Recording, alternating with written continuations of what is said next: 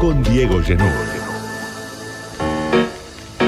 Agustín Lecchi es trabajador de prensa, trabaja desde hace tiempo en la televisión pública, es secretario general del Sindicato de Prensa de Buenos Aires, SIPREVA, que reúne a los trabajadores de prensa, periodistas, empleados que trabajan en los medios. Un sindicato que vive, muestra y conoce la realidad de los medios del otro lado, no lo que consumen los oyentes, las audiencias, el público, sino lo que viven los laburantes. Y le toca venir en un día muy especial a este programa. Gracias, Agustín, por venir fuera de tiempo. Gracias a vos, Diego. Y bueno, perdón la pinta, pero es un ameritado. Es un día especial. Además, estás con la remera de Temperley, estás muy identificado con Temperley, vos, tu familia. Sí.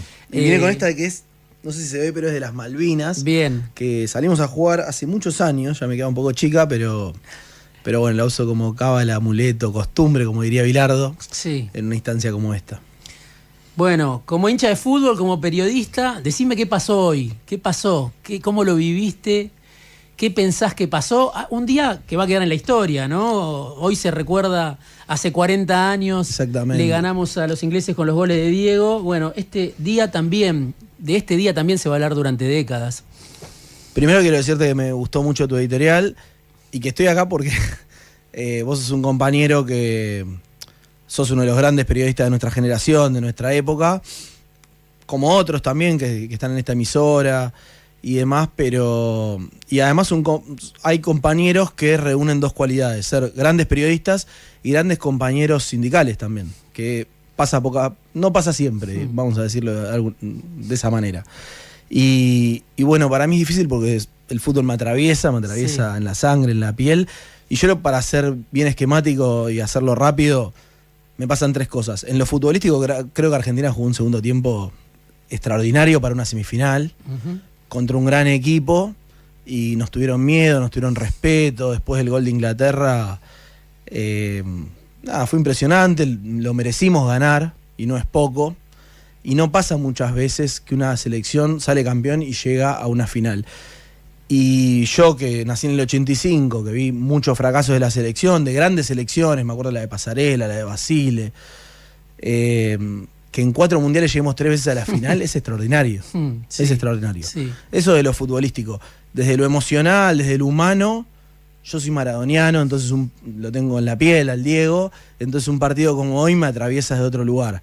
Y de lo político creo que también, y eso lo vimos todos cuando terminó el partido en la bandera de Lo Celso, el Cuti, Lisandro Martínez, que contrasta con las penosas declaraciones de Monteoliva, la ministra de Seguridad, en las últimas horas.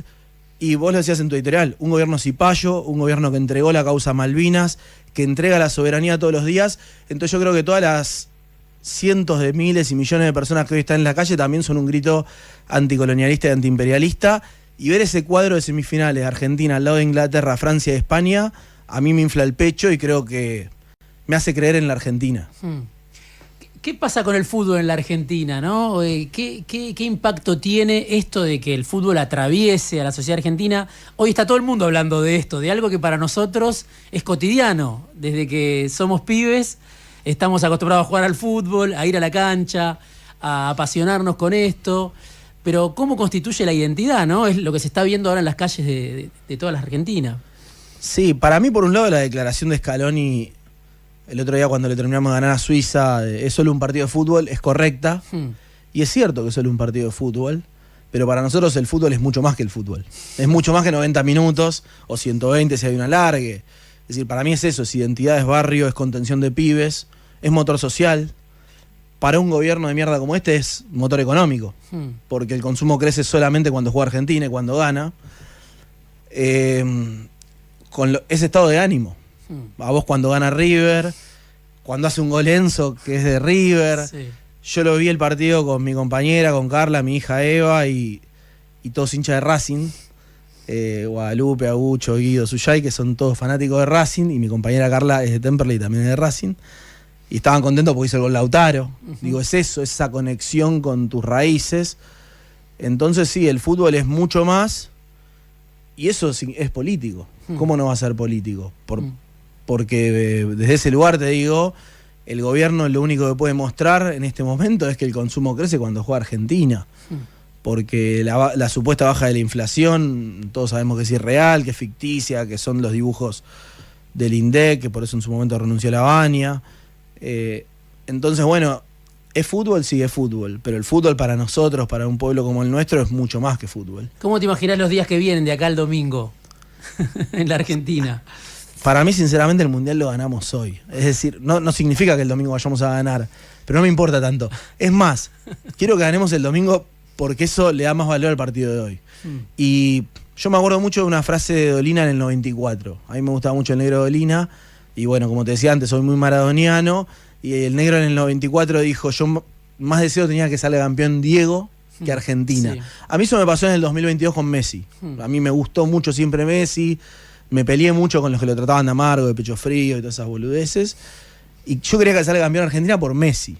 Y ahora por el pueblo argentino, porque me da placer ver esta felicidad en nuestro pueblo frente a un gobierno que lo asedia todo el tiempo, pero no solo desde el ajuste, que sin duda es lo más grave, sino desde el verdugueo, ¿no? Se acaba de ir Adorni, que parece que pasó sin pena ni gloria, porque ellos siguen avanzando en el Senado y en distintos ámbitos, que es un tipo que cuando el 1 de marzo del 2024, en la primera apertura de sesiones ordinarias, Milei dijo, vamos a cerrar Telam, Adorni tuiteó, saluden a Telam que se va. Y nosotros estábamos durmiendo en la puerta de los edificios y estuvimos 4 meses hasta que volvimos a trabajar, y hoy nuestros compañeros, y lo ligo con el Mundial, salieron de Bolívar 541, que es el edificio histórico de la agencia Telam, hoy se llama Pesau, pero son los compañeros de Telam, festejando con el bombo de Cipreva, que es el mismo bombo que usábamos cuando esos 4 meses llovía, hacía frío, en junio, en julio, hasta que volvimos a trabajar después de una larga lucha. Y ese Adorni nos verdugueaba. Entonces ese pueblo que sufre no solamente el ajuste, sino una política criminal cruel, que esté feliz, a mí lo que más me pone contento es eso. Bueno, lo que cuenta Cipreva, lo que está contando acá Agustín Lecchi en este día tan especial, histórico, no suele aparecer en los medios de comunicación, por eso decimos, los laburantes de los medios muchas veces, bueno, tienen vedado el acceso, el micrófono, bueno, tienen que pelear a veces en condiciones de asimetría con dueños de medios. Y hay algo particular que tiene que ver con el Mundial de Fútbol, que ustedes lo anticiparon en una conferencia de prensa que pocos medios pusieron de relieve. Uno fue Tiempo Argentino, que es una cooperativa, hablando de que este Mundial, por primera vez en 52 años, no va a ser transmitido, no es transmitido prácticamente por la televisión pública, que se limita a retransmitir la señal en 10 partidos. El partido de hoy fue uno de esos 10 partidos, la final del domingo va a ser otro de los 10 partidos, pero fue una conferencia de prensa que yo tuve acceso a través tuyo y la verdad que me pareció reveladora de bueno, lo que decide el gobierno de Milei. Por un lado, dejar de transmitirlo, por otro lado, darle un negocio a grupos privados. Contá un poco qué pasó con este Mundial y la televisión pública, qué decidió el gobierno, por qué eso rompe una tradición que incluso atravesó distintos gobiernos, incluso antes de la democracia siempre se transmitía, en dictadura incluso, la televisión pública transmitía, ¿no? Sí, la televisión pública y los medios públicos tienen ese rol social de llegar a todos los rincones del país con eventos de interés público. Que eso está en la ley 26.522, que es la ley de servicio de comunicación audiovisual, pero digo, es fácil de entender, más allá de una cuestión legal. Son eventos relevantes para toda la sociedad y la única señal que llega a todos los rincones del país es la televisión pública y en la Radio Nacional. Y lamentablemente, y además eso le genera ganancia. Entonces cuando Milei decía, nosotros venimos a destruir el Estado, yo siempre planteo ahí una diferencia. Es cierto, en parte venían a destruir el Estado, pero también en parte venían a hacer negocios con el Estado para el sector privado. Y cuando la televisión pública se retira del Mundial, que para nosotros es una pasión, pero para los empresarios de medios es un negocio también, y no lo digo mal, legítimamente así, le deja eso al sector privado. En este caso, Wertheim es uno de los grandes beneficiados por eso, porque hoy el canal, cuando ustedes prenden la TV pública, es el loguito de la televisión pública y el loguito de 10 Sport. la señal de deportes del grupo Wertheim. de DirecTV, del grupo Wertheim. Que compró Teis Sports, que acaba de comprar Teis Sports, y la televisión pública no tiene ni siquiera la posibilidad, las condiciones para publicitar ese espacio. Puede hacerlo en la previa y en el post partido, pero no durante el partido. Y bueno, eso se ve, tiene un reflejo obviamente en el negocio en sí mismo, y después en la calidad de lo que se transmite y en las características en lo que se transmite. Por ponerte un ejemplo de los medios públicos. Ayer a última hora en Radio Nacional, la dirección de la empresa hizo una circular que amenazando a los trabajadores y trabajadoras que si alguien decía algo que era ofensivo en términos de lo que se jugaba políticamente entre Inglaterra y Argentina, era susceptible de ser sancionado. No explicitaba mucho, pero ¿eso qué significa? ¿Que decir que las Malvinas son argentinas era plausible de ser de una sanción para el periodista que lo decía? Entonces, no solamente es lo comercial, que sin duda es importante porque la televisión pública en 2022, en el Mundial de Qatar, hizo negocios con el Mundial. Dejó $500.000 Dejó $500.000 y con eso puede generar otros contenidos culturales que quizás no son tan redituables en términos comerciales. Y después, en términos también de contenido de una perspectiva, no diría política, sino artística, ¿no? De la perspectiva que tiene que tener un medio público. En el Mundial de 2022, por primera vez en la historia, una comentarista mujer participó en la transmisión de la televisión pública, que fue Ángela Lerena. Y así te podría nombrar un montón de cosas. El equipo que fue a cubrir, un equipo mucho más numeroso, que garantizaba un montón de transmisiones, que se transmitían más del triple de los partidos que ahora. Por lo tanto, bueno, vos titulaste, fue el mundial más caro de la historia, creo que titulabas en el Destape, y fue así. Sí. Y fue así porque la televisión pública pagó por eso el doble de lo que pagaba en Qatar por la mitad de los partidos. Están los datos acá que los dio Gustavo Carnevale en esa conferencia de prensa que digo. Es un compañero que es secretario general del gremio jerárquico, que es un ingeniero que tiene a cargo un sector clave para la posibilidad de la puesta al aire. Bueno, esa conferencia de prensa que prácticamente fue silenciada, podemos decir, por la mayor parte de los medios de comunicación, en esa conferencia donde estaba Agustín, estaba Gustavo Carnevale, y él hacía esta cuenta. Son datos, creo, importantes. En 32 partidos por 32 partidos, en 2022, la televisión pública pagó $8 millones. Eso quiere decir $250.000 por partido. Ahora compró 10 partidos y pagó $4.100.000. Eso quiere decir $410.000 por partido. Es decir, pagó más la televisión pública ahora por menos. No se ve cuál es el criterio de eficiencia. Y bueno, además no podía poner publicidad salvo 15 minutos antes, 15 minutos después. Y por eso es el partido más caro de la historia, porque además, claro, el rating fue mucho más bajo. Eso tiene que ver con un congelamiento más general de la pantalla, ¿no? Okay. Y con que pero vos ponés la televisión pública y ves la señal de 10 Sport. Entonces, entre ver 10 Sport en la televisión pública y verlo en el original, bueno, tal cual. En otro momento había una transmisión propia. Bueno, todo eso pasó y en este momento decisiones de Manuel Adorni, ¿no? Exactamente. Decisiones de Karina Milei, pagar más por menos. Y bueno, beneficiar a un grupo que es el grupo Wertheim, que además está asociado a Foggia Group, que es una empresa que ahora se quiere quedar con Tecnópolis. Quiero decir, hay un plan ahí de inversiones donde este grupo, por supuesto, tiene relación con el gobierno nacional. Y déjame agregarte algo. En el medio un congelamiento salarial y un destrato profesional a los trabajadores y trabajadoras de todos los medios públicos enorme. Ahora logramos una recomposición parcial que no recompone todo el salario, pero producto de las medidas que hicimos en el marco del Mundial. Nosotros hicimos paro de 2 horas, de 3 horas, de 4 horas, en contexto de transmisión de los partidos del Mundial.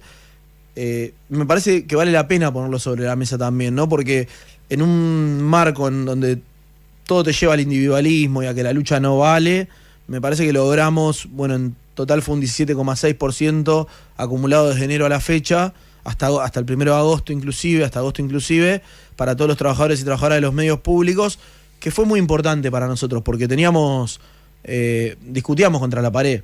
Y en ese marco, haber hecho medidas, obviamente que es un riesgo siempre, haber tenido una mirada colectiva de la problemática que estábamos llevando adelante, que incluso los compañeros que estaban en Estados Unidos, en México, en Canadá trabajando, se hayan plegado a las medidas. Digo, las medidas fueron unánimes.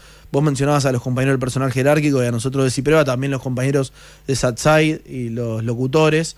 Los 4 gremios del canal tuvimos un acatamiento total de las medidas, y esa lucha es la que permite que hoy los medios públicos sigan existiendo también, y para que existan tienen que haber trabajadores y trabajadoras con derechos y con salarios. Entonces esa pelea fue fundamental, y lo quiero remarcar porque hoy no hicimos medidas porque estuvo esa recomposición, que insisto, fue una recuperación parcial, que no es lo que nos merecemos, no es lo justo, no recupera toda la pérdida que tuvimos desde que asumió el gobierno de Milei, pero que bueno, es un alivio en algún punto. Sí, trabajadores de prensa, por supuesto que muchas veces viven una realidad muy distinta de la que se supone quien consume medios de comunicación, que sigue a algunos periodistas importantes o algunos formadores de opinión, puede tener la impresión de que en general están salvados, ¿no? Los periodistas, los comunicadores. Bueno, sabemos que es la realidad de una minoría, la mayoría, vive como vive la sociedad argentina en este contexto, teniendo distintos laburos, yendo de un lado para otro. Y te quiero preguntar también por cómo ves que se está transformando el mapa de medios desde que asumió Milei, ¿no? Están pasando también cosas importantes. El Grupo Clarín compró Telefónica, José Luis Manzano, Scaglione compraron Telefe, hay otros movimientos, hablábamos de TIC Sports. ¿Qué dirías que pasó, que está pasando desde que asumió Milei? En primer lugar, que los grandes grupos de medios concentrados se beneficiaron con este gobierno. Que independientemente de alguna cuestión política, llamémosle propagandística o superestructural, o más de lo que para el gobierno es la batalla cultural, en donde para ellos los medios son todos. Vos, yo o Manieto, seríamos lo mismo. Independientemente de eso, los empresarios de medios, los dueños de los medios se beneficiaron. Vos mencionabas la compra de Telefónica por parte de Telecom, del Grupo Clarín, que implica un monopolio en las telecomunicaciones monstruoso, nunca antes visto. Preocupante. Sí. El presidente tiene un tuit fijado hace 1 año y medio. Sin embargo, el presidente tiene ese tuit fijado. Contra Clarín, ¿no? Se titula Clarín la gran estafa. Después un presidente que, si uno ve de dónde nació, cómo se hizo diputado Milei. Bueno, fue panelista de América, antes que nada. Y el Grupo América, con quien nosotros tenemos diálogo, como también con el Grupo Clarín, para discutir las paritarias del sector y demás, pero también fue un gran beneficiado. Que Scaglione hoy compre Telefe, no es solo Scaglione, es Scaglione y es también Vila, Manzano, que ya tienen la señal América. Entonces, que el mismo grupo que ya tiene una señal de aire tenga otra señal también, ¿no? De aire, el cronista, en el caso de un medio de prensa escrita, digital, la red, que es una emisora radial, también hace ruido, ¿no? El ENACOM autorizó esa compra y como si nada, y son los mismos dueños del Grupo América. Es decir, el equipo de recursos humanos con el que nosotros discutimos de América TV, hoy es con el que discutimos en Telefe también. Entonces, claro, la paritaria que discutíamos con la Cámara de Televisión, bueno, hoy el mapa ese cambió bastante.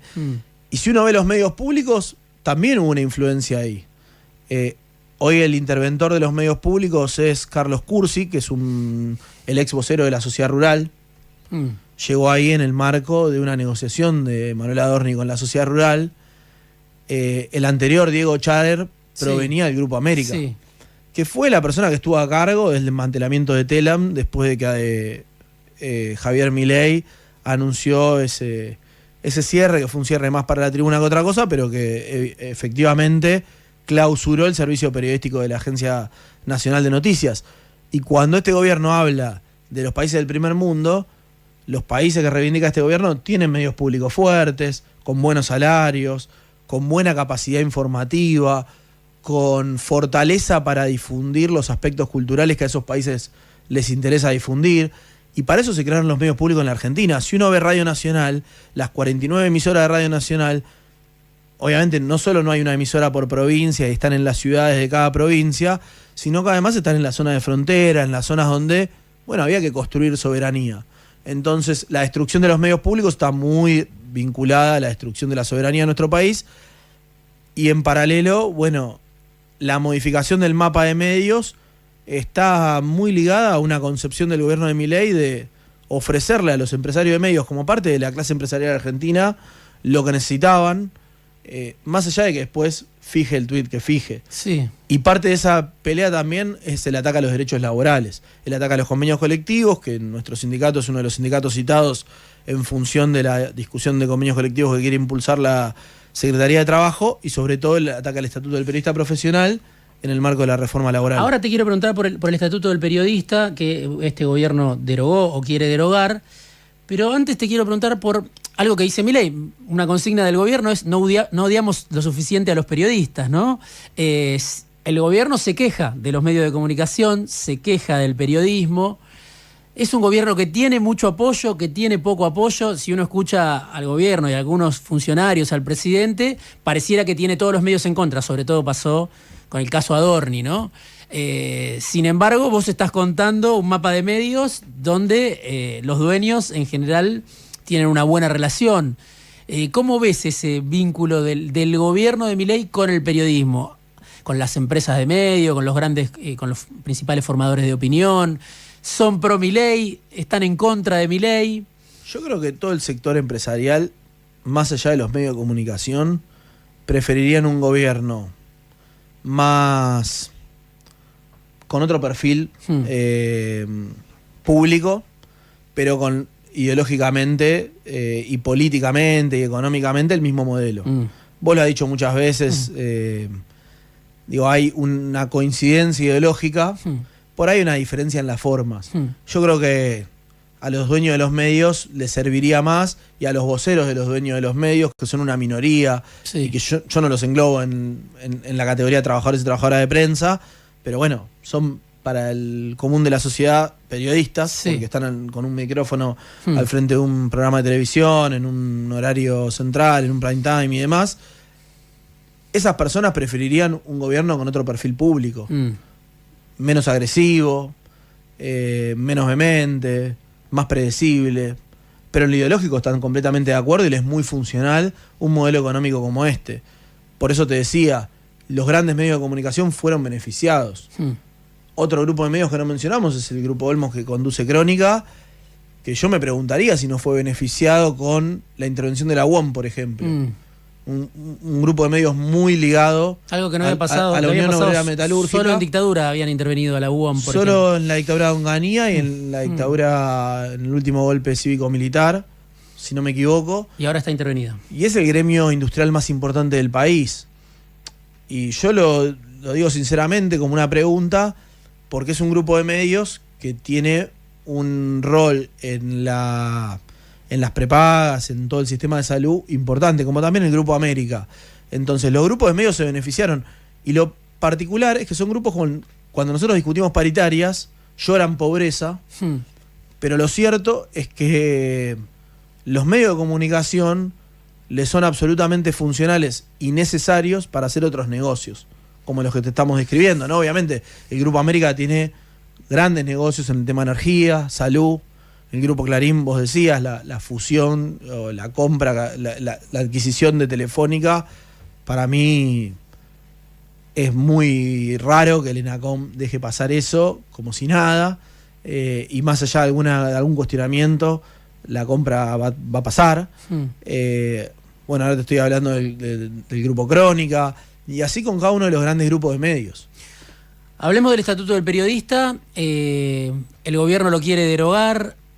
Ustedes presentaron un proyecto en el Senado. ¿En qué instancia está todo eso? Con la reforma laboral se prorrogó hasta el 31 de diciembre el Estatuto del Periodista. El objetivo del gobierno era que se elimine inmediatamente con la reforma. Nosotros fuimos a hablar bloque por bloque, senador por senador, diputado por diputado, y lo que nosotros planteamos es lo que venimos diciendo desde hace muchos años. Nosotros no tenemos problema en discutir una modernización real. El problema es que el gobierno presentó, bajo el pretexto de la modernización, una quita y ataque de derechos. Yo siempre lo ejemplifico con la ley de teletrabajo. Si hay algo moderno en el mercado laboral, en el mundo del trabajo, es el teletrabajo, que se masificó con la pandemia.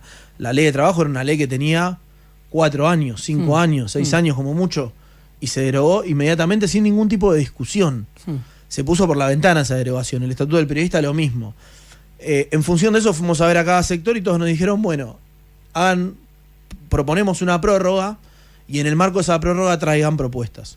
Nosotros inmediatamente nos pusimos a discutir, llevamos un proyecto, estamos al tanto de que FOPEA, que es un foro de periodismo que agrupa a un sector distinto al nuestro, no tiene un carácter sindical, tiene un carácter más profesional, también presentó determinados lineamientos. El proyecto nuestro ya es un proyecto que tiene estado parlamentario, que fue presentado por la senadora Carolina Moisés, con la firma de un montón de senadores y senadoras. Carolina Moisés además es la presidenta de la Comisión de Comunicación del Senado. Ahora el proyecto está en el marco de la Comisión Laboral de la Cámara de Senadores, y para nosotros es muy importante porque no solamente reivindica los aspectos fundamentales del Estatuto del Periodista histórico, que eran la protección especial que tenemos los periodistas, algunas cuestiones vinculadas a lo laboral, sino también que nosotros introdujimos aspectos vinculados a las plataformas, a la inteligencia artificial, al teletrabajo, a la perspectiva de género, que obviamente en el siglo XX no estaba, a la salud mental, a la represión y al ataque que sufrimos las y los periodistas en las coberturas de exteriores. Lo vemos todos los miércoles y hoy también se vio antes del partido en el Congreso de la Nación. Y bueno, el caso más emblemático y triste fue el de Pablo Grillo, el 12 de marzo del año pasado. Así que presentamos una propuesta de estatuto que tiene todo lo moderno, también tiene una perspectiva de futuro y todo lo esencial del periodismo que garantizaba el estatuto histórico. A nosotros nos da mucha impotencia que los mismos bloques que nos dijeron traigan una propuesta, hoy no se sienten a discutir esa propuesta ni ninguna otra. ¿Cuáles bloques? Y por ejemplo la UCR, bloques provinciales, que fueron los que nos plantearon. Digo, Eduardo Vicchi, senador de Corrientes, Carolina Lozada, senadora de Santa Fe, Maximiliano Abad, senador Carolina Lozada, periodista o de no provincia sé, de Buenos Aires. Trabajó en los medios. Sí, trabajó en América mucho tiempo, periodista. Que son personas de la política que nosotros respetamos, que nos sentamos a discutir esto, que nos plantearon, bueno, traigan una propuesta. Y hoy vemos dilaciones, vemos que miran para el costado cuando los vamos a visitar, que no nos atienden el teléfono, y obviamente eso nos preocupa, y además nos preocupa la falta de palabra que hay en el medio, ¿no? De parte de quienes dicen ser representantes del pueblo. Sí. Bueno, eso hay que ver cuándo se define, cuál es la intención del gobierno, pensás vos, tenerlo derogado en el corto plazo. Puede haber desde la Cámara de Senadores, esta iniciativa puede tener curso. Puede haber una propuesta de la oposición, quiero decir, o el gobierno va a tener los votos. Nosotros somos conscientes que hay mucha presión de los grupos de medios, de los que hablábamos recién, y que los senadores son susceptibles y los diputados de esas presiones. Tenemos expectativa en que obren de buena fe y que se sienten a tratarlo. Nosotros por lo menos queremos que se sienten a tratarlo. Hoy ni siquiera están empujando para que se trate. Vos sabés que un proyecto de ley puede ser cajoneado y puede dormir eternamente en una comisión y nunca llegar al recinto. Y otra cosa es que por lo menos llegue al recinto. Nosotros queremos que ellos que cumplan su compromiso y que en el proyecto de ley que nosotros presentamos u otro llegue al recinto. Lo que estamos seguros es que no puede pasar un día sin estatuto del periodista, porque sería una regresión enorme para la libertad de expresión y para el derecho a la información de toda la ciudadanía.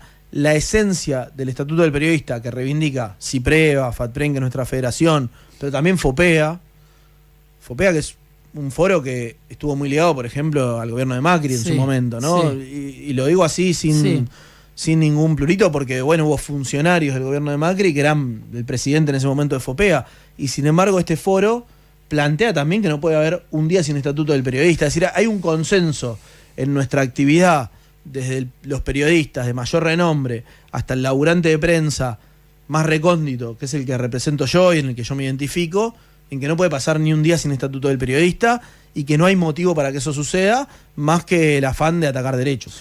Lo último que te pregunto, por un informe que hizo CIPREVA que me pareció muy interesante sobre inteligencia artificial, con consultas, con preguntas, con datos. ¿Qué está pasando con la inteligencia artificial en los medios de comunicación? ¿Cuáles son las conclusiones de ese informe? ¿Qué les preocupa en todo caso? ¿Qué pueden decir de cómo está funcionando hoy el uso de la inteligencia artificial en los medios de comunicación? Nosotros, bueno, primero nos preocupa mucho lo profesional y que la inteligencia artificial impacta también en dos sentidos, no solo en lo profesional, sino primero la amenaza latente la eliminación masiva de puestos de trabajo, que es una obviedad. Sí. No lo descubrimos nosotros en el periodismo, sino que es una amenaza más general. Y después en la ética del periodismo hacia la sociedad, ¿no? Porque hoy uno cuando consume una noticia no necesariamente sabe si esa noticia la produjo un humano o no. Entonces eso me parece que hay que también ponerlo en discusión. Cuando nosotros hacemos nuestra propuesta de estatuto del periodista e introducimos un aspecto de inteligencia artificial, no es algo sumamente pretencioso, es algo básico, que las empresas en general ponen el grito en el cielo, pero que es la inteligencia artificial como complemento humano. Obviamente que al periodista que tenía que desgrabar 3 horas una entrevista, le viene muy bien tener una herramienta que le sintetice ese trabajo, que le ayude a resolver rápido esas tareas que eran tareas mecánicas. Ahora, nosotros filosóficamente decimos la inteligencia artificial tiene que ser complemento del trabajo humano, punto 1. Después, frente a la posibilidad de la eliminación masiva de puestos de trabajo, nosotros planteamos la capacitación y la reconversión de esas funciones. Y lo que vemos de parte de las empresas, vos te referís a un relevamiento que hicimos, nosotros lo que vemos son 2 cosas que nos parecen muy problemáticas, además de la eliminación de fuentes de laburo. Primero, la anarquía total con la que las empresas empujan a los trabajadores y trabajadoras a utilizar la inteligencia artificial sin ningún tipo de capacitación ni de protocolos propios. Y segundo, que lo único que les interesa es la productividad. Cuando uno mira los índices de un periodista que, por ejemplo, trabajaba de redactor sin utilizar inteligencia artificial, hoy, en el mismo tiempo de trabajo, produce el doble de noticias que antes por el mismo salario. Y eso tiene obviamente un impacto en la presión. 10 notas o 15 notas por día, claro, dice alguien. El compañero que en Infobae hacía 6 notas en una jornada laboral hoy hace 12. Y eso tiene un impacto en la presión hacia ese compañero y también en la calidad periodística que uno produce. Por lo tanto, hay que pensarlo desde una perspectiva laboral, de protección del derecho laboral, pero también de protección del derecho a la información de toda la sociedad. Nosotros eso es lo que queremos discutir con los medios. Y los medios se niegan a discutir esto. Se niegan a discutir cualquier tipo de regulación y también esto. Y después, la vorágine de la inteligencia artificial. Nosotros hacemos relevamientos que son muy masivos, que tienen 1000 respuestas, que son encuestas muy completas a 1000 trabajadores de prensa, por lo menos, cada 7 de junio, que es el Día del Periodista. En 2023, un 8% aproximadamente utilizaba inteligencia artificial y hoy más del 50%. Y ahí responde de un compañero de Mastranza, un reportero gráfico, un camarógrafo y un redactor de Últimas Noticias, que son los que más la utilizan. Así que tiene una vorágine y un crecimiento muy profundo. Las empresas no lo están tomando como para nosotros deberían, con la seriedad que amerita, y mucho menos el gobierno, ¿no? Nosotros entendemos que sin una regulación en donde el Estado tenga un rol, va a ser muy difícil intervenir sobre esta problemática. Agustín, gracias por venir afuera de tiempo. Un día muy especial, día histórico por el partido de la selección. Trabajador de prensa, trabaja en la televisión pública desde hace mucho tiempo, es secretario general del Sindicato de Prensa de Buenos Aires. Cipreva, sigan a Cipreva en las redes sociales si quieren conocer otra versión de los hechos de la que habitualmente se difunde. Siempre hay una mirada propia que tiene más que ver con la gente que labura en los medios de comunicación, que muchas veces, paradójicamente, no tiene la posibilidad de decir lo que piensa. Que labura en los medios, pero le cuesta a veces hacerse oír. Y bueno, el sindicato Cipreva, que existe ya hace muchos años, es una de las herramientas y una organización que siempre hace escuchar esa voz. Bueno, muchas gracias a vos, Diego, y a toda la audiencia. Un saludo enorme en este día tan feliz para todos los argentinos. Ahí volvemos.